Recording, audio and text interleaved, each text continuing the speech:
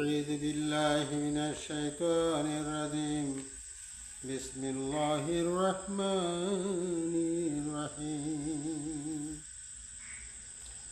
الحمد لله رب العالمين الرحمن الرحيم مالك يوم الدين إياك نعبد وإياك نستعين اهدنا الصراط المستقيم صراط الذين أنعمت عليهم غير المغضوب عليهم ولا الضالين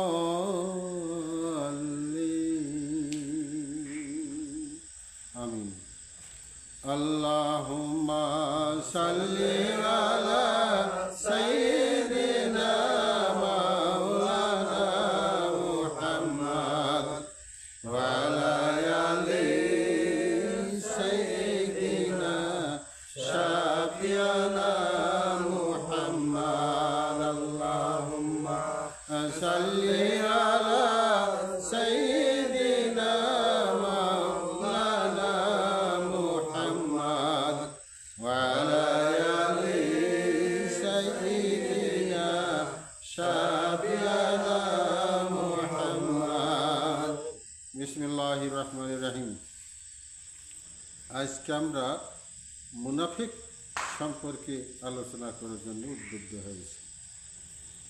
মুনাফিক সম্পর্কে আল্লাহ তাআলা বলেছেন বিসমিল্লাহির রহমানির রহিম ইন্নাল মুনাফিকিনা ফিদ দারকিল আসফালি মিনান নার। আল্লাহ তাআলা বললেন যে নিশ্চয়ই মুনাফিকদেরকে জাহান্নামের অতি তলদেশে নিক্ষেপ করা হইবে। জাহান্নামের অতি তলদেশ কি? যে জাহান্নামের 7টা স্তর আছে, তার মধ্যে সবচাইতে নিম্ন স্তর যেটা, সেই স্তর বা সেই তালার নাম হলো বা সেই জাহান্নামের নাম হলো হাবিয়া। আমরা হাবিয়া দোজক বলে থাকি। হাবিয়া দোজক, দোজকের সবচাইতে নিম্ন তলা বা নিম্ন স্তরের বা নিম্ন তালার নাম হলো হাবিয়া। তাহলে হাবিয়া দোজকে মুনাফিকদেরকে রাখা হইবে। তাহলে মুনাফিকদেরকে হাবিয়া দুজকে রাখা হবে। তো হাবিয়া দুজকে মুনাফিকদেরকে রাখা হবে, তখন তাদের চেহারা কীরকম হবে? হ্যাঁ, যে আল্লাহ তাআলা নবী মুহাম্মদ রাসূলুল্লাহ সাল্লাল্লাহু আলাইহি ওয়াসাল্লামের আহমদ মুহাম্মদ নামের ইজ্জত রক্ষার্থে আল্লাহ তাআলা কোনো মানুষকে মানুষের আকৃতিতে জাহান্নামে নিক্ষেপ করবেন না। সেহেতু হাবিয়া দুজকে যে মুনাফিকরা থাকবে, মুনাফিকদের চেহারা থাকবে, তাদের ধরন থাকবে খবিশের মতন, মানে খিঞ্জিরের আকৃতিতে তাদেরকে জাহান্নামের তলদেশে নিক্ষেপ করা হইবে। তাহলে এই মুনাফিক কে, এ সম্পর্কে আমার জানার দরকার আছে। আমি মুনাফিক থেকে বাঁচতে পেরেছি কিনা, বা আমি মুনাফিকদের দলভুক্ত হয়ে আছি কিনা, তাহলে আমার অবশ্যই জানার দরকার যে মুনাফিক কি বা মুনাফিক কারা। তে আমার নবী মুহাম্মদুর রাসূলুল্লাহ সাল্লাল্লাহু আলাইহি ওয়াসাল্লাম ফরমায়েছেন যে মুনাফিকের দোষ হলো 4টি। মুনাফিকের দোষ 4টি। এই 4টি দোষ যে মানুষের ভিতরে আছে, ওই ব্যক্তিকে পূর্ণ মুনাফিক বলা হয়। যদি 4টি দোষের মধ্যে একটি দোষ যদি কারো ভিতরে থাকে, তাহলে তাকে তার 4 ভাগের 1 ভাগ মুনাফিক বলা হয়। যদি 2টি দোষ থাকে, তাহলে তাকে অর্ধেক মুনাফিক বলা হয়েছে।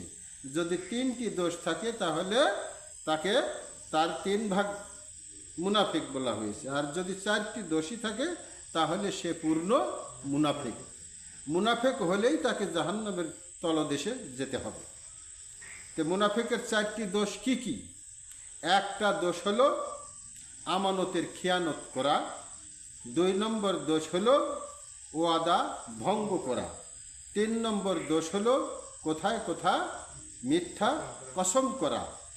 আর 4 নম্বর হলো ঝগড়া বিবাদে অশ্লীল ভাষায় গালিগালাজ করা বা হারাম গালিগালাজ প্রয়োগ করা। এই 4টি দোষ হলো মুনাফিকি। এই 4টি দোষ যার ভিতরে আছে সে ব্যক্তি পূর্ণ মুনাফিক। এখন আমানতের খেয়ানত বলতে কি বোঝায়? আমানত আমানতের এরিয়া কিন্তু অনেকখানি, সবখানি বর্ণনা করা হয়তো এই পরিসরে সম্ভব না, তথাপি আমানতের কিছু অংশ বর্ণনা করা হইবে।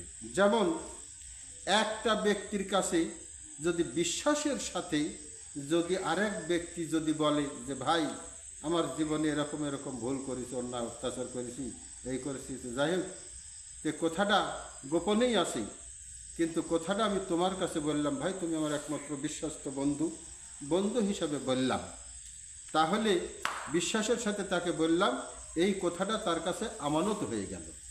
এই আমানতের যদি সে খিয়ানত করে তাহলে সে মুনাফিকের গণ্য হবে। হ্যাঁ, তাহলে শুধু অর্থ জমা রাখলে পারেই, অর্থের ক্ষয়ক্ষতি করলেই যে আমানত খেয়ানত করা হয় তাও না, আমানতের অনেকখানি এরিয়া আছে।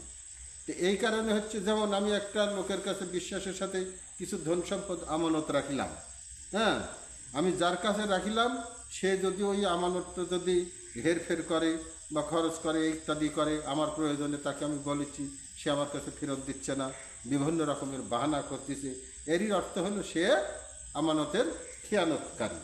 এই আমানতের খেয়ানত করার কারণে সে মুনাফিক। আবার দেখা যাচ্ছে ও আদা ভঙ্গ করা, যে ব্যক্তি ও আদা ভঙ্গ করে, কথা দিল, ও আদার তো ছোট বড় নাই, ও আদাই। আমি যদি কাউকে বলি যে ভাই হ্যাঁ তুমি আগামীকালকে আসো, তোমার যখন এত ঠেকা তো দেবনি 2000 টাকা, কিন্তু আগামীকালকে যখন আসলো তখন আমি বলছি ও ভাই ও কথা তো মনেই নাই, আর টেকা কি সবসময় থাকে? এটাও একটা মুনাফিকের লক্ষণ, কারণ ওই লোকটা আশাধারী হয়ে থাকে, আর ওই লোকটাকে আমি কি নাকি এখন আষাঢ় মানলাম, এটা হচ্ছে মুনাফিকের কাজ। এরকম ওয়াদা ভঙ্গ করাও মুনাফিকের শামিল। আবার কি নাতে কতকগুলি কাজ আছে আমরা এরকম করি, মিথ্যা অপরাধ, বিভিন্ন ধরনের অপরাধ করতেছি, এই অপরাধকে ঢাকার জন্যে হ্যাঁ মিথ্যা কসম করতেছি, আল্লাহর কসম ভাই আমি জানি না, কিন্তু আমি এই কাজ করেছি। এই যে কোথায় কোথায় মিথ্যা কসম করা, এটা হলো মুনাফিকের কাজ। হ্যাঁ, এটাও মুনাফিকের একটা দিক। আর একটা দিক হলো যে ঝগড়া বিবাদের সময় হারাম গালিগালাজ করা বা অশ্লীল ভাষা প্রয়োগ করা। যেমন কীরকম ঝগড়া বিবাদ, অনেক সময় স্বামী স্ত্রী গণ্ডগোল লাগে, অনেক সময় বাপ বেটা হ্যাঁ গণ্ডগোল লাগে, অনেক সময় পাড়া প্রতিবেশী গণ্ডগোল লাগে। হ্যাঁ, গণ্ডগোল লাগতেই পারে, ফেসাদ সৃষ্টি হতেই পারে। হয়তো দেখা যাচ্ছে আমি আমার ছেলেকে রাগের বশীভূত হয় বলেছি, যাই শালার বেটা শালা কোথায় গেছিলি বা কি করুছু, এই যে একটা কথা বললাম, কারণ শালার বেটা তো কোনোদিন শালা হয় না, তাহলে এটা একটা হারাম গালি। এই হারাম গালির দায়ে ওই লোকটাকে কমপক্ষে 40টা দৌড়া মারার দরকার। হ্যাঁ, তারপরে কি নাতে তাকে তৌবা করতে হবে, তৌবা করলে পারে আল্লাহ তাআলা তাকে মাফ করতে পারে, নতুবা ওটা মুনাফিকের মধ্যেই গণ্য থাকিবে। আবার অনেক স্বামী দেখা যাচ্ছে স্ত্রীকে বলিচ্ছে যে কোথায় কোথায় যাই শালির বেটি শালি কি করছু, হ্যাঁ কোথায় গেছিলি কি করলু ইত্যাদি। এই যে স্ত্রীকে বলতেছে শালির বেটি শালি, অনেক সময় মা তুলি গালিগালাজ করে, এরা হচ্ছে মুনাফিক, কোনো সন্দেহ নাই। কারণ এই গালিগালাজ যারা করে তাদেরকে কমপক্ষে 40টা দৌড়ামারি বিচার করার দরকার। হ্যাঁ, কিন্তু বিচার তো হচ্ছে না। হ্যাঁ, এই বিচারটা বন্ধ হয়ে থাকলো, তারপরেও কি তাকে তওবা করতে হবে, তওবা করে আল্লাহর কাছে মাফ চাইতে হবে, তবে যদি সে মুনাফিকের থেকে বাঁচতে পারে। তো এই কারণে হচ্ছে মুনাফিকের এরিয়া মেলা অনেক দূরে। যে ব্যক্তি মুনাফিকের থেকে ভয় করে না, যার ভিতরে মুনাফিকের ভয় নাই, হয়তো বা দেখা যাবে যে সে হয়তো মুনাফিকের মধ্যেই গণ্য হয়ে আসে। তার কারণ যেমন আমাদের পূর্বপুরুষদের, যেমন হজরত ফারুকে আজম, হ্যাঁ হজরত উমর রাদিয়াল্লাহু তাআলা আনহু, উনি তো যার সম্পর্কে আমার নবী বলেছেন কি যে আমার পরে যদি কেউ নবী হতো তো হজরত উমর রাদিয়াল্লাহু তাআলা আনহু হতো। এখনো যার সার্টিফিকেট আছে, অথচ এখনো ব্যক্তি, এখনো মানুষ মুনাফিকের থেকে মুনাফিকের ভয় ত্রাসের উপরে থাকে সদা সর্বদা। কীরকম, যেমন সম্ভবত হজরত হুযায়ফা রাদিয়াল্লাহু তাআলা আনহু, উনি রাসূলুল্লাহ সাল্লাল্লাহু আলাইহি ওয়াসাল্লামের দরবার থেকে যাচ্ছেন, পথে হজরত উমর রাদিয়াল্লাহু তাআলা আনহুর সহিত দেখা হইল। হজরত ফারুকে আজম হজরত উমর রাদিয়াল্লাহু তাআলা আনহু জিজ্ঞাসা করলেন, ভাই হুযায়ফা, রাসূলুল্লাহ সাল্লাল্লাহু আলাইহি ওয়াসাল্লাম কি আমাকে মুনাফিক ঘোষণা করেছেন নাকি? তখন উনি বললেন যে না ভাই, আপনাকে মুনাফিক ঘোষণা করা হয় নাই। তাহলে এতে করে বোঝা যায় যে ফারুকে আজম হজরত উমর রাদিয়াল্লাহু তাআলা আনহুর মতন মানুষ সদা সর্বদা মুনাফিকের ভয়ে ত্রাসের উপরে থাকতেন। তাহলে আমাদেরও উচিত যে আমি যে মুনাফিক হয়ে গেলাম কিনা, মুনাফিকের থেকে বাঁচতে পারছি কিনা, এই ভয়টা আমার ভিতরেও থাকা উচিত। তাহলে আমরা হচ্ছে কি যে মুনাফিকের থেকে বাঁচার জন্যেই সদা সর্বদা সদা তৎপর থাকিব। আর একটা কথা যে যেমন আমি আমাকে পাহারা দিয়ে সুন্দর রাখতে হবে। আমি যদি আমাকে পাহারা দিয়ে যদি সুন্দর না রাখি, তেমন দেশের মানুষ কি পাহারা দিয়ে আমাকে সুন্দর রাখতে পারবে? কোনো দিন পারবে না। অতএব আমি আমাকে পাহারা দিয়ে সুন্দর রাখতে হবে এবং আগে সেই জ্ঞান অর্জনটা আমাকে করতে হবে। যেমন মুনাফিক সম্পর্কে বলা হইল, মুনাফিক কাকে বলে, কতখানি মুনাফিক, মুনাফিকদের পরিস্থিতি কি, মুনাফিকদেরকে কোথায় রাখা হবে? তো মুনাফিকদেরকে রাখা হবে জাহান্নামের দোজখের অতি তলদেশে, হাবিয়া দোজখের স্তরে। তার উপরের স্তরের নাম হলো কি? সাকার। দোজখের দ্বিতীয় স্তরের নাম হলো সাকার। এই সাকার দোজখে থাকবে কারা? কাফেরগণ। কাফেরগণ থাকবে সাকার দোজখেই। আর এই কাফেরগণের যেটা নিংড়ানি গোড়ানি, এটা হচ্ছে কি ওই হাবিয়া দোজখের যারা মুনাফিক থাকবে, এই মুনাফিকের খাদ্য হবে এই কাফেরদের নিংড়ানি গোড়ানি। তাদের কত দুর্গন্ধযুক্ত, কত ভয়াবহ, কত ভয়ঙ্কর। দুজখের একটা সাধারণ খাদ্য আছে, সেটা হলো কি? দুর্গন্ধ রক্তপুঞ্জ। গরম দুর্গন্ধ রক্তপুঞ্জ হলো দুজখবাসীদের একটা প্রধান খাদ্য। যখন কোনো দুজখবাসী পানির পিপাসায় কাতর হয়ে ছটফট করবে, কলিজা ফাটি যাচ্ছে এরকম চিৎকার করতে থাকবে, তখন তাদের সামনে এরকম গরম রক্তপুঞ্জ বাল্টি বাল্টি ভর্তি হাজির করা হইবে। দেখি তখন ওই দোজখবাসী ওই দুর্গন্ধ রক্তপুঞ্জ খাইতে চাইবে না। কিন্তু তাদের অন্তরের পরিস্থিতি এমন পর্যায়ে যাইবে পিপাসা, শেষ পর্যন্ত তারা ওই দুর্গন্ধ রক্তপুঞ্জ খাতেই উদ্বুদ্ধ হবে এবং খাতে বাধ্য হবে। যখন এই দুর্গন্ধ রক্তপুঞ্জ, গরম রক্তপুঞ্জ পান করবে বা খাবে, তখন দেখা যাবে যে এই গরম তাদের ভিতর থেকে নাড়ি ভুঁড়ি গলি পাশা দিয়ে বা নিম্ন দরজা দিয়ে নির্গত হতে থাকবে। কত ভয়ঙ্কর যে আযাব, কত যে কষ্টকর এটা! মুখে বললে শুনলে হয়তো অনুভব হবে না। তো যার অনুভূতি শক্তি বেশি, তারা খুব ভালোভাবে খেয়াল করে জ্ঞান করলে বোঝা যাবে যেটা কত ভয়ঙ্কর, কত কষ্টকর ব্যাপার। তো এই কারণে আমরা সদা সর্বদা তৎপর থাকব, আমরা যেন মুনাফিকের মধ্যে গণ্য না হই এবং আমাদেরকে যেন আল্লাহ তাআলা মুনাফিকের মধ্যে দিয়া যেন দুনিয়ার থেকে বিদায় করে না দেন। এই জন্য আমরা সদা সর্বদা আল্লাহর সাহায্য প্রার্থনা করব। আমার ভিতরে যেন এই 4টি দোষের কোনো একটিও যেন না থাকে। এই যে 4টি দোষ আমরা জানলাম, একটা কি না, আমানতের খেয়ানত করা, আর একটা হলো কি ওয়াদা ভঙ্গ করা, আর একটা হলো কোথায় কোথায় মিথ্যা কসম করা, ঝগড়া বিবাদে হারাম গালিগালাজ করা। এইগুলি থেকে এইগুলি আজ থেকেই আমি কি করব? অতীত জীবন গেছে, এখন থেকে আমি জানলাম, জানার পরের থেকে আমি কি করব? এখন নিজেকে তৈরি করে ফেলবো। এটার থেকে আমি তওবা করিব, বারবার আল্লাহর কাছে ইস্তেগফার করি, তওবা করি, কাঁদতে থাকবো। তাহলে অবশ্যই আল্লাহ মাফ করবেন। কারণ ইন্নাল্লাহ গাফুরুর রাহিম, নিশ্চয়ই আল্লাহ ক্ষমাশীল। আল্লাহ যেহেতু ক্ষমাশীল, আমরা তওবা করলে আল্লাহ তওবা কবুল করেন, আর আল্লাহ তওবাকারীকে পছন্দ করেন। সেহেতু আমরা তওবা করি, ওই মুনাফিকের থেকে নিজেকে ফিরায় রাখি। কিন্তু এই মুনাফিকের থেকে ফিরায় রাখতে হলে আমাকে পাহারা দিব। আমাকে অন্য কেউ পাহারা দিয়ে এই মুনাফিকের থেকে ফিরাইতে পারিবে না। এই পাহারা আমি নিজে পাহারা দিয়া নিজেকে সুন্দর রাখিব, মুনাফিক থেকে মুক্ত রাখিব, নইলে মুশকিল আছে। মুনাফিকি অবস্থায়, মুনাফিকি হালে যদি আমার মৃত্যু হয়, তো বড়ই মৃত্যুটা ভয়ঙ্কর। কারণ মুনাফিকদের আবার জান কাবেজ করা হবে কিভাবে? মুনাফিকদের জান কাবেজ করা হবে কিভাবে? যে মানুষের জান জাকানদানি করা হয় 4 পথে। 4 পথে, অথবা বলা যায় 5 পথে। তো 4 পথে বা 5 পথে কোন পথে? উপরের দিকে হলো একটা পেশানি, এই কপাল, এটাকে বলা হয়েছে পেশানি পথ। পেশানি পথে অথবা নাক অথবা মুখ, এই দিয়া জান জাকানদানি করা হয়। এটা হলো মমিন, ভালোবাসা, আল্লাহ প্রিয় বান্দাদের এই উপরের দরজা দিয়া জান কাবেজ করা হয়। আর যারা বেমমিন, হ্যাঁ, মুনাফিক, কুফর, কাফের, বেঈমান, নাফরমান, পাপিষ্ঠ, শয়তান, তাদের জানজাকান্দানি করা হয় নিচের দরজা দিয়া, নিচ পথে। মানুষের নিচের পথ কটা আছে? দুইটি আছে না? দুই পথ দিয়া। তো যাদেরকে নিম্ন পথ দিয়ে জানজাকান্দানি করা হবে, এ যেমন মুনাফিকদের নিজ পথ দিয়ে জানজাকান্দানি করা হবে। তারা অনেক সময় দেখা যাচ্ছে যে জানজাকান্দানির সময় বিছানাপত্র নষ্ট করে ফেলাচ্ছে, হ্যাঁ, মলমূত্র দ্বারা নষ্ট করে ফেলাচ্ছে। যাদেরই নিজ পথে জানজাকান্দানি করা হয়, তারা বুঝতে পারবে যে জান জাকান্দানির আযাব কত শক্ত, কত কঠিন আর কত ভয়ঙ্কর। আমরা হয়তো অনেক সময় দেখব যে লোকটা তো খুব এই তাড়াতাড়ি মারা গেল, কিন্তু এমন না। ওই লোকটা দেখবে কি না, আজ হাজার হাজার বছর ধরে আমার জান জাকান্দানিরই আযাব হচ্ছে, হ্যাঁ, কিন্তু আমরা দেখতেছি কি যে কিছুক্ষণের মধ্যে সে মারা গেল।